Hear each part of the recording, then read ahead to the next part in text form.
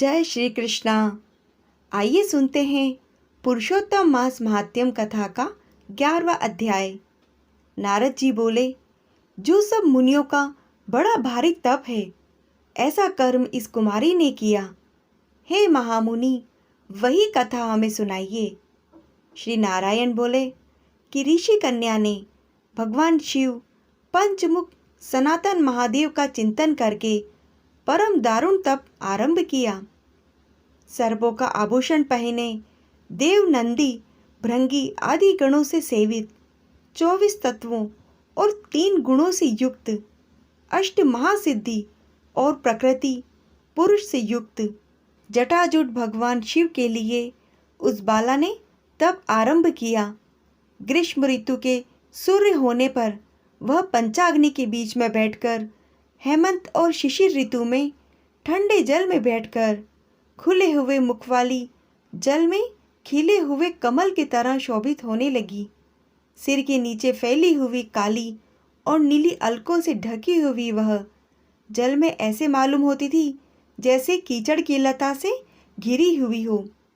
शीत के कारण नासिका से निकलती हुई शोभित धूम राशि की तरह दिखाई देने लगी, जैसे कमल से मकरंद पार करके भ्रमर पंक्ति को जा रही हो। वर्षा काल में आसन से युक्त चौतरे पर बिना छाया के वह सोती थी। वह सुंदर अंगों वाली प्रातः सायं धूमपान करके रहती थी। उस कन्या के इस प्रकार कठिन तप को सुनकर इंद्र भगवान बहुत चिंतित हुए। वह कन्या 9000 वर्ष तक तप करती रही। उस बाला के तप से भगवान शंकर ने प्रसन्न होकर उसे अपना इंद्रियातीत निज स्वरूप दिखलाया। भगवान शंकर को देखकर जैसे देह में प्राण आ जाए, वैसे ही सहसा वह उठ खड़ी हुई और तप से दुर्बल होने पर भी वह बाला उस समय हष्ट-पुष्ट हो गई। बहुत वायु और धाम से क्लेश को पाई हुई वह शंकर को अच्छी लगी। उस कन्या ने झुककर पार्वती पति भगवान शंकर को प्रणाम किया। भगवान का मानसिक उपचारों से पूजन करके और भक्ति युक्त चित्त से जगत के नाथ की स्तुति करने लगी। कन्या बोली, हे पार्वती प्रिय, हे प्राणनाथ, हे प्रभु, हे भूतेश गौरीश शंभो, हे सोम सूर्य अग्नि नेत्र, हे तमह, हे मेरे आधार मुंडा स्थि मालिन, आपको प्रणाम है। दुष्ट सर्पों तथा काल के दांतों से ढसा हुआ मनुष्य भी यदि आपकी शरण में आ जाए तो मुक्त हो जाता है। प्रभु, हे विभो, जिन आपने बाणासुर को अपनाया और मरी हुई अलर्क राजा की पत्नी को जिलाया, ऐसे आप दया के नाथ हैं।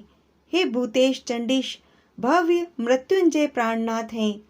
हे दक्ष प्रजापति के मख को ध्वंस करने वाले, समस्त शत्रुओं के नाशक, सदा भक्तों के संसार को छुड़ाने वाले हैं।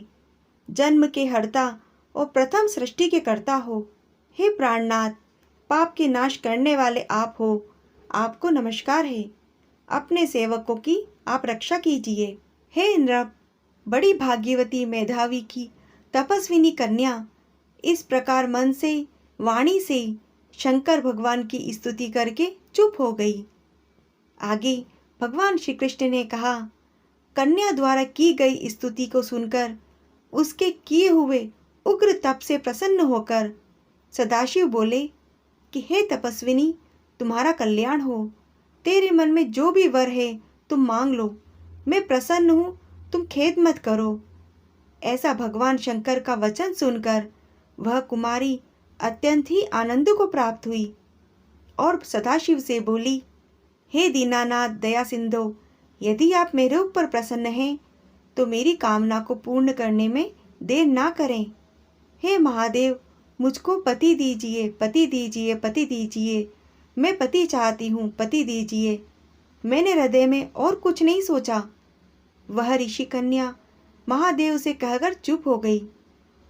तब यह सुनकर महादेव जी बोले कि हे मुनि कन्ये, तुमने जैसा अपने मुख से कहा वैसा ही होगा, क्योंकि तुमने 5 बार पति को मांगा है।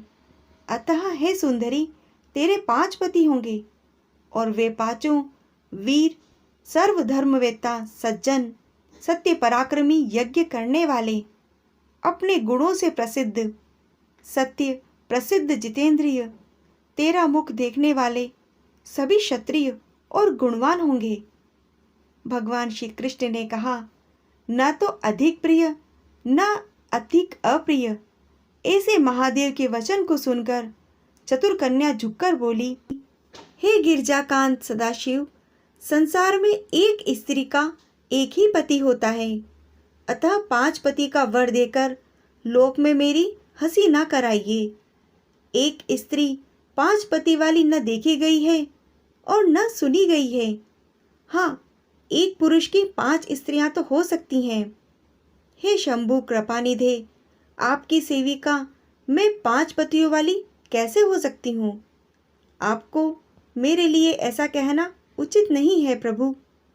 आपकी सेविका होने के कारण जो लज्जा मुझे हो रही है वह आपको होनी चाहिए, आप समझ सकते हैं। कन्या का यह वचन सुनकर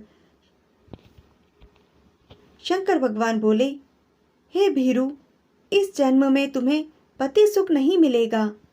दूसरे जन्म में जब तुम तपोबल से बिना योनि के उत्पन्न होगी तब पति सुख को भोगकर अनंत परम पद को प्राप्त होगी। क्योंकि मेरी प्रिय मूर्ति दुर्वासा का तुमने अपमान किया है। वह दुर्वासा यदि क्रोध करे तो तीनों भुवनों को जला सकते हैं।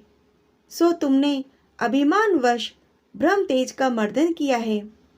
जिस अधिमास को भगवान कृष्ण ने अपना ऐश्वर्य दे दिया, उस भगवान के प्रिय पुरुषोत्तम मास का व्रत तुमने नहीं किया। मैं ब्रह्मा आदि से लेकर सब देवता, नारद आदि से लेकर सभी तपस्वी जिसकी आज्ञा मानते हैं, हे बाले, उसकी आज्ञा का कौन उल्लंघन कर सकता है?